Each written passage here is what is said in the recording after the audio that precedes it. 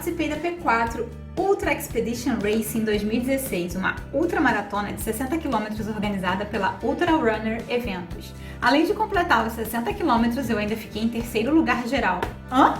Isso mesmo que você ouviu. Então, na retrospectiva de 10 anos de corrida, vamos falar um pouco sobre a minha segunda ultramaratona, a P4 Ultra Expedition Race. Vamos lá?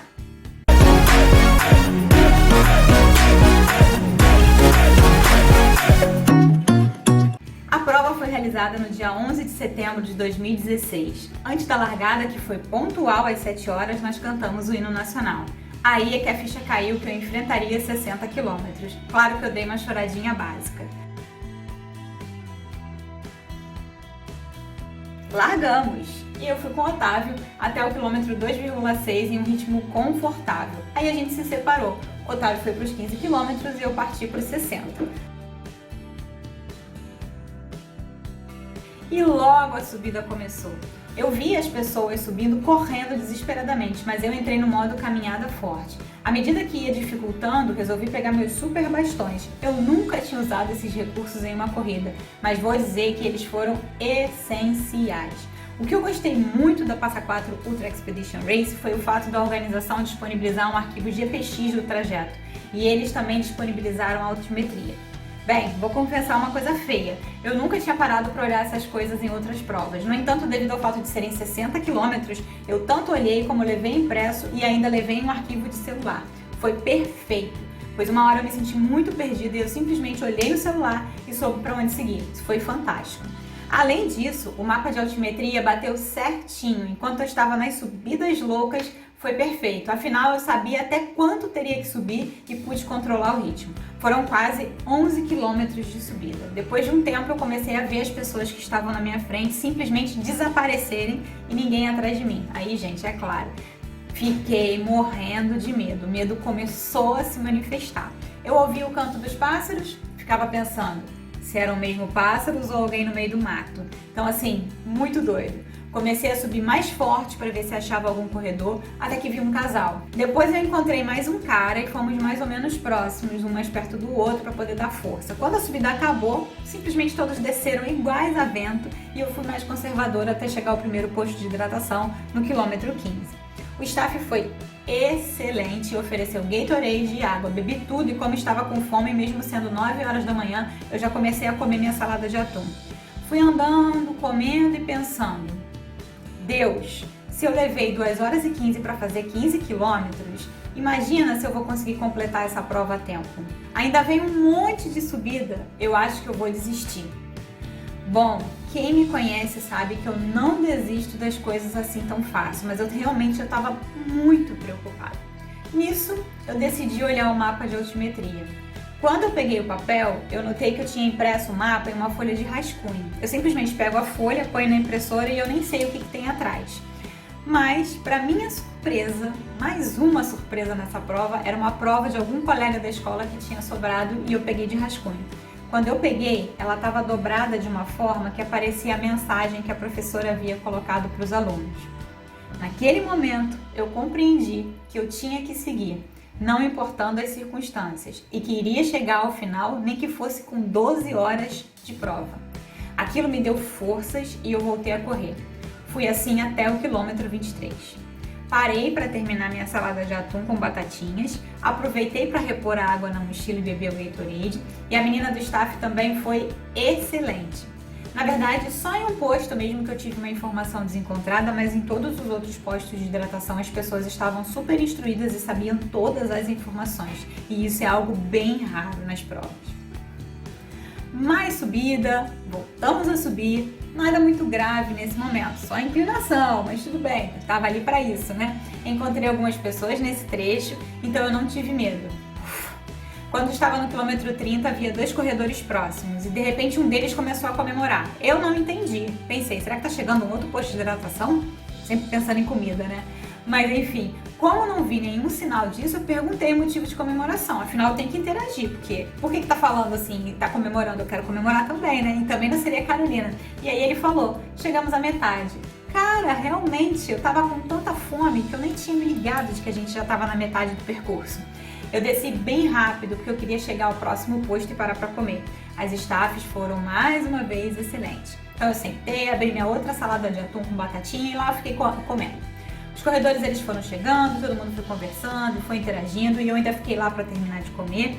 Aliás, essa parada eu posso dizer que foi tudo na minha vida. Eu consegui repor o cansaço e ganhar forças para poder continuar. Mais uma subida. Essa não era muito forte, mas o sol de quase 1h da tarde já também não estava ajudando, né? Então, subi com os meus bastões e depois de um tempo, claro, que a gente sobe, a gente tem que descer. Eu já estava cansada e aí eu aproveitava as ladeiras para compensar o tempo perdido.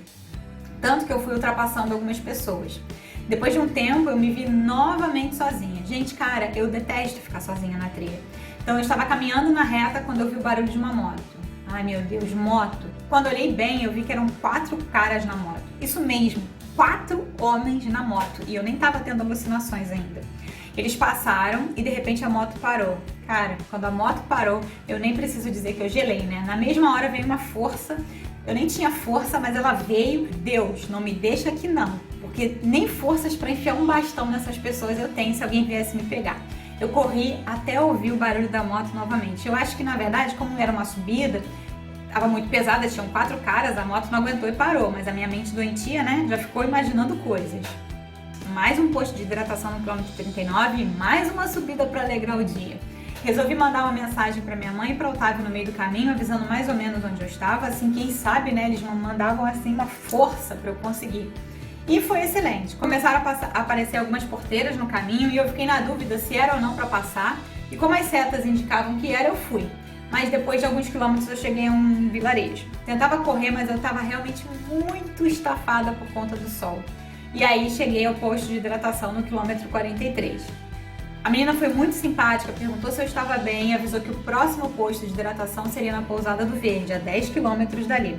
Eu já conhecia a Pousada do Verde, então eu tinha mais ou menos uma noção do quanto eu ainda teria que correr. E uma nova subida em meu caminho. E eu estava sozinha de novo. E aí eu comecei a pensar naquelas pessoas que decidem fazer o caminho de Santiago de Compostela. E ali eu compreendi um pouco da questão da mudança de vida e dos valores que elas relatam quando retornam do caminho. Porque você fica sozinho, você fica em contato com você mesmo. E, enfim, você vai vendo coisas, imaginando coisas, pensando em coisas e você volta no tempo, é muito interessante. Mesmo esse trecho sendo sombreado, eu acho que o sol me deixou desidratada, eu ia subindo e tinha a impressão de que tinha visto uma coisa, visto um bicho, alguma coisa, mas assim, não tinha nada, entendeu? Eu acho que era o sol mesmo. E aí eu decidi subir mais rápido para não ficar doidinha por ali. Porque no topo máximo da subida, uma nova porteira fechada. E aí quando eu abri, eu vi o corredor que eu tinha encontrado no quilômetro 31. Agradeci a Deus e desci correndo para encontrá-lo. Fomos correndo pelas descidas até que ele parou para pedir água em uma casa. Eu não tinha condições de parar para pedir água, eu não tinha mais água para dar para ele, mas também não quis repor a minha, porque se eu parasse, eu não teria mais forças para chegar. Então ele ficou e eu continuei andando alucinadamente e tal. E aí fiquei mais uma vez sozinha. No entanto, eu comecei já a reconhecer o local. Eu já tinha treinado ali uma vez com os meus treinadores, que era Jaqueline e Luiz na época. Então eu sabia que ainda teria um subidão antes de chegar à Pousada do Verde. Fui agraciada por uma paisagem com ipês amarelos e aquilo também me deu força para continuar. Dei uma parada, tirei uma foto, um colírio para os olhos naquele momento sofrido. Depois de muitos quilômetros eu decidi registrar aquilo em uma foto, porque nem tirar a máquina eu conseguia, porque eu não aguentava mais, eu não queria mais me cansar, eu não queria gastar energia. E essa paisagem valia muito a pena e eu aproveitaria para descansar. No tal subidão eu vi uma coruja e ela ficou olhando para mim fixamente até sair piando em seu voo. Eu continuei a escalada, digamos assim, com os meus super bastões até conseguir me jogar na descida. E assim fui buscando o último posto de hidratação. Quando vi a tenda, comecei a chorar. A menina do posto veio em minha direção dizendo: "Parabéns, você é a terceira mulher da prova." Quê? Terceira? Eu só queria sentar e beber água. Quando ela percebeu que eu chorava, ficou toda preocupada, perguntando se eu estava bem. Eu disse que sim, na verdade era a emoção de estar vendo um oásis no meio do caminho. Todo mundo que estava no posto foi muito solícito, eles me deram frutas, água, Gatorade, e enquanto eu descansava, uma delas foi lá na pousada buscar um guaraná para mim. Cara, muito obrigada, mas assim, eu tava tão enjoada que eu achei melhor não beber nada e simplesmente seguir. Eu precisava chegar. O final da caminhada, porque na verdade foi caminhando que eu cheguei ao centro de Passa Quatro, foi beirando a linha do trem e a estrada. Já não havia mais medição do tempo e da quilometragem, porque a bateria do Garmin havia acabado no quilômetro 58 da prova. Então ficou por isso mesmo, perdi o finalzinho. Bom, mas não importava esse registro, eu sabia que eu estava chegando, que eu estava dentro do tempo. E isso para mim estava sendo fenomenal. E sem filmar e sem fotografar, completei os 60 km da P4 UER em 9 horas e 52 minutos. O Otávio estava lá me esperando e mesmo suja, ele me abraçou e aquilo foi energizante. Realmente foi confirmado que eu fui a terceira colocada. Eu ainda não estava acreditando muito naquilo não. Eu fui correndo tomar um banho para voltar para a premiação. Afinal, não é todo dia que a gente fica em terceiro lugar, né? Ainda mais em uma prova de 60 quilômetros. Então tinha que ser um momento apresentável.